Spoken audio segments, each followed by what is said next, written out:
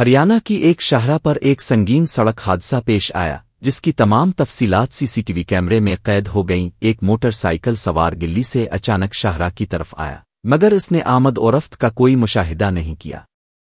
इसी गफलत की वजह से तेज रफ्तार से आती हुई एक बस ने मोटरसाइकिल को सीधा और जोरदार टक्कर मार दी। टक्कर इतनी शदीद थी कि मोटरसाइकिल पर सवार जोड़ा टकरा कर हवा में दूर उछल गया। ये जोड़ा सड़क पर गिरने के बाइस शदीद तौर पर जख्मी हो गया और उन्हें गहरे जख्म आए। ताहम बस के ड्राइवर ने हादसा होते ही अचानक और फौरी तौर पर ब्रेक लगाए। ड्राइवर के बरवक्त ब्रेक लगाने की वजह से मजीद बड़ा नुकसान होने से बचाव हो गया। मकामी लोगों और राहगीरों ने फौरी तौर पर जख्मियों को मदद फराहम की और हस्पताल मुंतकिल किया।